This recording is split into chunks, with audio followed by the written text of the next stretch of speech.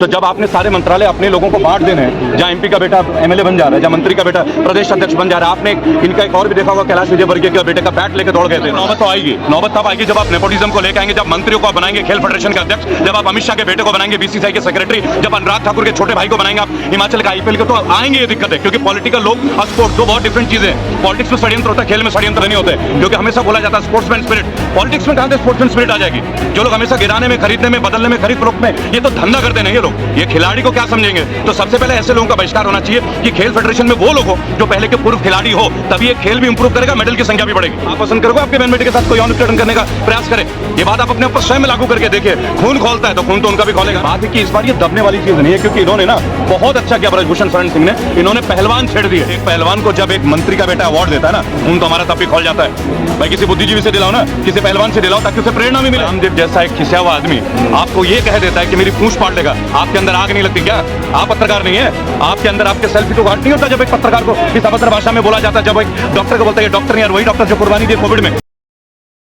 ये वक्त है हम लोगों का भी एज जर्नलिस्ट, कि हम लोग, हमारी बहनें और भाई, जो हमारे पहलवान भाई बहन है, इनको उचित इनका न्याय भी मिले। और ये जो संघ के लोग जिन्होंने बपौती समझ लिया 10-10 साल तक अध्यक्ष बनने का, अब ऐसे लोगों को कुर्सी से हटाने का और दोबारा ऐसे लोग कभी कुर्सी में बैठना चाहिए।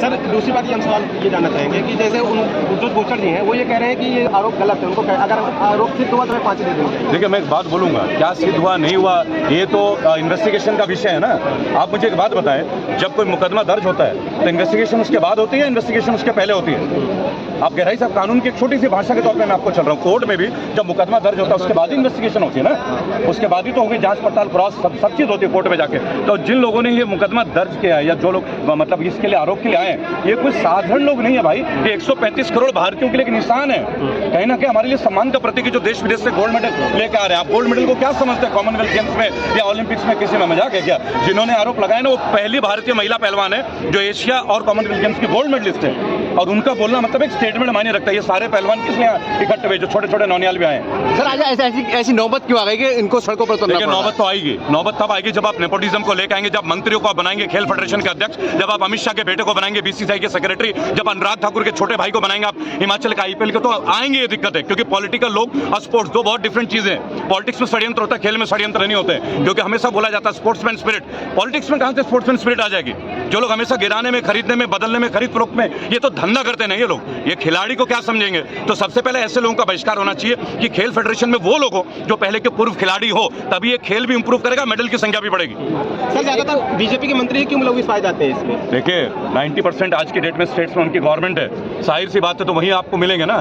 तालाब में मछली डालोगे तो मछली मिलेंगे ना, कछुए तो मिलेंगे नहीं, दो चार ही तो मिलेंगे। तो जब आपने सारे मंत्रालय अपने लोगों को बांट देने हैं, जहाँ एमपी का बेटा एमएलए बन जा रहा है, जहाँ मंत्री का बेटा प्रदेश अध्यक्ष बन जा रहा है, आपने इनका एक और भी देखा होगा, कैलाश विजयवर्गीय के बेटे का बैट लेकर दौड़ गए थे, तो आपको दिखता तो है ही नहीं गुंडागर्दी। कुलदीप सेंगर भी आपके सामने घटना है, आप कितना देखेंगे? चाहे आपने उत्तर प्रदेश के किसानों के ऊपर कुचलने वाला भी देखा होगा थार के ऊपर, आपको कितने उदाहरण चाहिए?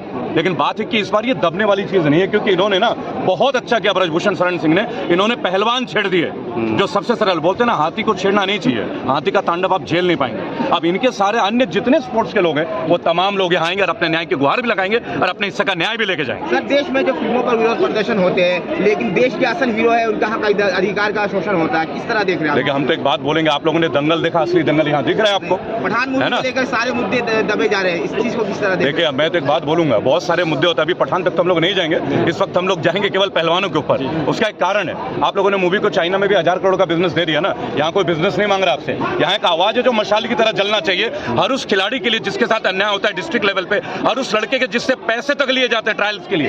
ये कोई नई बातें नहीं, आप जानते हैं इन चीजों को, क्या नहीं होता है क्रिकेट में, हर जगह हो रहा है। आज इनके सारे अन्य तमाम स्पोर्ट्स के जो संगठन है ना, वो यहाँ आएंगे भी, अपने हिस्से का न्याय भी लेके जाएंगे, क्योंकि ये पहलवान है, अगर ये अरज गए तो ये अरज गए, पीछे हटने वाले नहीं। जी जब ये ओलंपिक में मेडल जीत कर लाए थे जी, तो प्रधानमंत्री ने इन्हें भोज दिया था, आपने यहाँ बुलाया था, बातें करी थी, कैमरा लगाया था, सब कुछ किया। 2 दिन से ये लोग बैठे हुए हैं, कोई सुनने वाला? देखिए मैं एक बात आपको बोलूंगा, हमारे देश में एक बड़ी विचित्र सरकार है इस वक्त, कि कहीं पे भी न्याय की बात हो, कहीं भी अन्याय की बात हो, कोई सुनना नहीं चाहता। जितने भी लोग हैं, जो आप देखिए प्राथमिक शिक्षा के लोग बैठे हुए हैं, उनको कोई नहीं सुनता।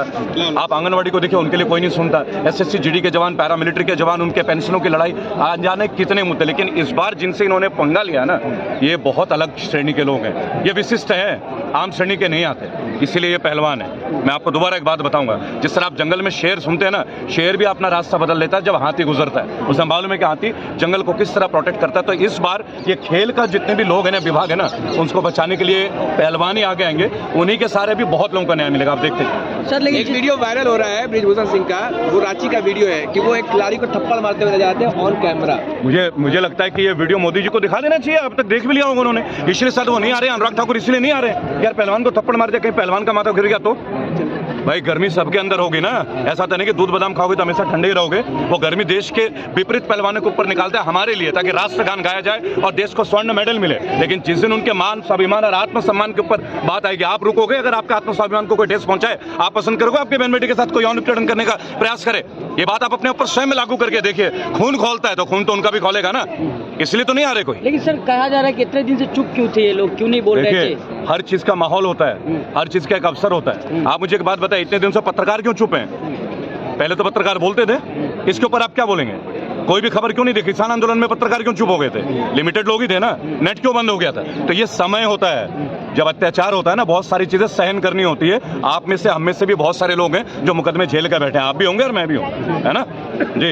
लेकिन एक तो हम ओलंपिक में बहुत ही गिना चुना मेडल जीत के आते हैं, उसके बावजूद हम लोगों को उम्मीद थी कि और बढ़ेगा, लेकिन यहाँ तो दूसरा ही खेल चल रहा है। एक छोटी सी बात मैं आपको बताऊंगा, हमारे यहाँ खिलाड़ियों को पुरस्कृत तब किया जाता है जब वो मेडल जीत के आते हैं। विदेशों में खिलाड़ियों को प्रोत्साहित करने के लिए, ट्रेनिंग के लिए खर्च किया जाता है, ना कि अवार्ड तब दिया जाता है जब वो जीत के आते हैं। उन्हें पहले से ही प्रमोट किया जाता है। तो ये जो बोल रहे हैं ना कि कुश्ती संघ को भंग किया जाए, ये इसीलिए तो बोल रहे हैं ताकि छोटे छोटे बच्चे जो गरीब परिवार से भी आते हैं, क्योंकि ज्यादातर ये जो चीजें किसान परिवार से आते हैं, बराबर, आप भी जानते हैं किसान परिवार से संबंधित होते हैं सारी चीजें, बराबर। तो अब उनको ये फैसिलिटीज मिले, ना कि इन मंत्रियों के बच्चों को ही मिले। नहीं तो इन्हीं के बच्चे अब फिर से बन जाएंगे। एक पहलवान को जब एक मंत्री का बेटा अवार्ड देता है ना, खून तो हमारा तब भी खोल जाता है। भाई किसी बुद्धिजीवी से दिलाओ ना, किसी पहलवान से दिलाओ, ताकि उसे प्रेरणा भी मिले, उसे लाइफ में कुछ विजन मिले कि मुझे इनसे कोई शिक्षा भी मिली, ट्रेनिंग का हिस्सा मिले, चाहे न्यूट्रिशन का हो, चाहे बॉडी बिल्डिंग का हो। लेकिन ये चीजें कैसे होगी जब ब्रजभूषण शरण जी, आपने अयोध्या के ऊपर भी उनकी कमिटमेंट और कमेंट्स दोनों ही देखे होंगे, उनकी भाषा भी देखी होगी, थप्पड़ कांड आपने देख ही लिया होगा। बहुत जल्दी अभी बहुत सारे कांड आप देखने वाले हैं और कुश्ती संघ भंग भी होने वाला है। बीजेपी का नारा है बेटी पढ़ाओ बेटी बचाओ,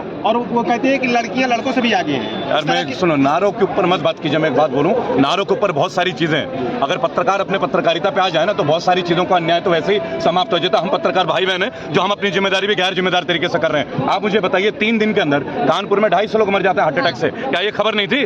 कैसे हो गया? इसके ऊपर इन्वेस्टिगेशन नहीं होनी चाहिए थी? लेकिन आप दिखाएंगे कि पाकिस्तान हो गया बर्बाद, पाकिस्तान आटा के लिए रहा है तरस, आपके लिए खबरें बनती है। तो एक छोटी सी बात बोलूंगा, आज जंतर मंतर पहलवानों के विषय में, इन भाई बहनों के लिए, राष्ट्र के सबसे सम्मानित लोग जिन्होंने भारत मां को गौरव दिया, हम सबको गौरवान्वित किया, आज अगर ये धरने पे बैठे, जमीन पे बैठे ना, तो लानत है हमारे सिस्टम पे। इस सिस्टम को उखाड़ फेंकने के लिए आप लोग अपनी आवाज प्रखर कीजिए। पत्रकार तो है ना मौजूद यहाँ पे, आप देखिए तमाम तमाम मीडिया के जो भी बहन है वो यहाँ पे मौजूद है, दिखा तो रहे खबर। देखिए, खबरें सुनिए, खबरें कंज्यूम करना, खबरें एडिट करना और खबरें ज्यों के त्यों दिखाना, 3 चीजें बहुत अलग हैं। 72 चैनल तो एक व्यक्ति को हो जाते हैं, आप चैनल को उम्मीद क्या करोगे? जब आप अपने ऊपर एक लागू देखिए, जब रामदेव जैसा एक खिसिया हुआ आदमी आपको ये कह देता है कि मेरी पूंछ पाड़ लेगा, आपके अंदर आग नहीं लगती क्या? आप पत्रकार नहीं है? आपके अंदर आपके सेल्फी को घाट नहीं होता जब एक पत्रकार को इस अभद्र भाषा में बोला जाता है? जब एक डॉक्टर को बोलता है ये डॉक्टर नहीं यार, वही डॉक्टर जो कुर्बानी दी कोविड में, अंगार नहीं लगती क्या हम लोगों को? हम लोगों की चुप्पी हम ही लोगों पे महंगी बीतेगी ना, देर सवेर हमारे घर में भी बात आनी है। देखिए, अत्यंत शांत प्रकृति के जो लोग हैं ना, आज वो जंतर मंतर पे बैठे। पहलवान शांत होते हैं, पहलवान बोलने वाले नहीं होते, ये नेता नहीं है। और नेता बन गए इनके फेडरेशन के अध्यक्ष, यही सबसे बड़ा एजेंडा है। इस एजेंडा के ऊपर वर्क कीजिए ताकि कोई भी फेडरेशन के लोग। रबल का क्या सपोर्ट रहेगा? देखिए, मैं कश्मीर यात्रा से वापस आया हूं, कल पुनः कश्मीर जाऊंगा।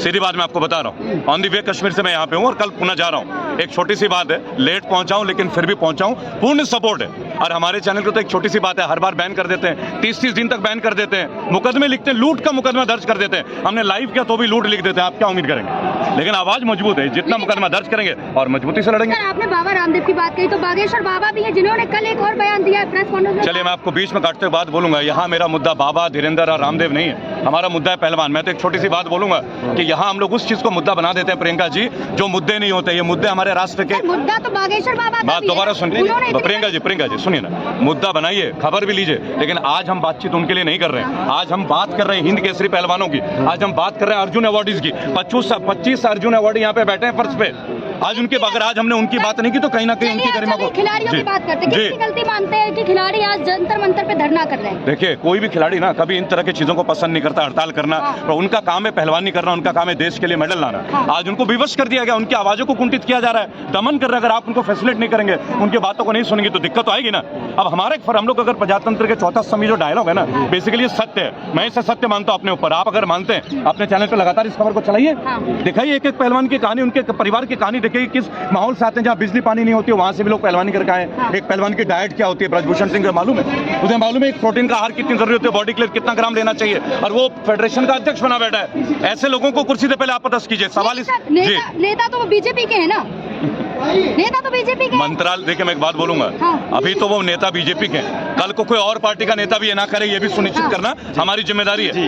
मौजूदा पार्टी के तो ऑब्वियस है उनकी पार्टी की है, पार्टी के वो नेता है, उस पार्टी के जो लीडर है मोदी जी, वो तो लगातार बात करते हैं, खिलाड़ियों को आगे बढ़ाने की बात करते हैं। देखिए, मैं एक बात बोलूंगा बहन जी, बहुत सारी लोग बातें करते हैं। हमने देखा था बनारस में, उन्होंने नीरज चोपड़ा को देखा था, मैंने देखा था जावलिन। देखिए, मैं एक बात बोलूंगा, भारत में एक सिस्टम उल्टा चलता है, जब लोग अवार्ड जीतते हैं तब उन्हें पुरस्कृत किया जाता है, लेकिन जब वो तैयारी करते हैं तो उनके लिए कुछ भी फीडबैक नहीं है। विदेशों में ये चीज नहीं है। विदेशों में जब लोग डिस्ट्रिक्ट लेवल पे खेलने जाते हैं ना, उनके ऊपर गवर्नमेंट फाइनेंस करती है ट्रेनिंग पे, तब जाकर वो अच्छे पहलवान, इसलिए तो हमारे मेडल कम है। लेकिन फिर भी हमें गर्व मानना चाहिए कि वो लोग, आपने दंगल मूवी में देखा किस पृष्ठभूमि से आके लोग भारत को गोल्ड मेडल लेकर आए, उनका पूरा परिवार। ऐसे एक परिवार की कहानी नहीं है, असंख्य परिवार है ऐसे। पैरा ओलंपिक देखिए, मैं आपको बोलूंगा, इन्हीं की तरह खिलाड़ी है Dilraj Kaur, 24 gold medal, 8 silver medal, 3 bronze medal, 6 महीने से लड़े, तब जाकर उनके घर में सर्वे हुआ, एक सरकारी जॉब तक नहीं। बताइए, एक नेशनल मेडल के लिए जो लोग पूरी जीवन बिता देते हैं, 24।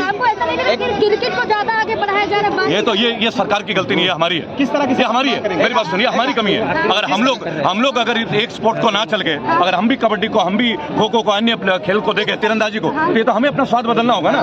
कि आप ही को अगर केवल धोनी ये पसंद होंगे तो इलाज क्या है? किस तरह की अगर आप एक चीज देखेंगे कि क्रिकेट के जितने भी खिलाड़ी हैं सबको गवर्नमेंट जॉब। मैं एक छोटी सी बात बोलूंगा, जो सरकारी नौकरी के उपयुक्त है उन्हें तो मिलना ही चाहिए, हर उस व्यक्ति को मिलना चाहिए जिसने देश को प्रदेश लेवल पे भी मेडल दिया, उसको भी मिलना चाहिए। आपको क्या लगता है? आप एक बात सोचिएगा, उत्तर प्रदेश में करोड़ से ज्यादा जनसंख्या है, अगर एक को गोल्ड मेडल मिला उससे जॉब मिलना नहीं चाहिए, लेकिन असंख्य खिलाड़ी जिनको कुछ नहीं मिलता, जो बेलदारी कर रहे हैं, जो सड़क पे बैठ के बिस्किट बेच रहे हैं। रेवल जी हर मुद्दे पे कंगना रनौत बेबाकी से बोलती है, स्मृति ईरानी बोलती है, लेकिन एक महिला खिलाड़ी जिसने देश की मान शान को बढ़ाया, देश की इज्जत आबरू को बढ़ाया, लेकिन आज वो धरने पे बैठी 2 दिन से कड़ाके की ठंड में, उनकी तरफ से कोई बयान नहीं। देखिए, मैं एकदम सीधी एक बात बोलूंगा आपको, अभी गुजरात चुनाव से लौटा था, तो वहां मैंने रविंदर जडेजा की पत्नी से एक सवाल पूछ लिया।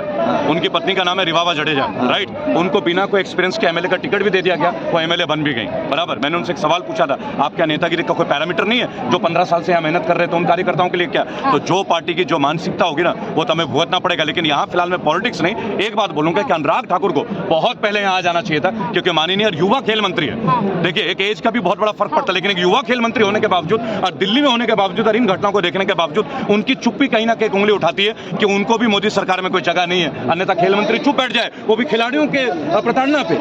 बहुत बड़ा सत्य, आप समझिएगा, कटु सत्य जी। किस तरह की सजा की मांग करेंगे? देखिए, सजा एक छोटी सी बात है, सजा का मांग करने वाला मैं कोई नहीं।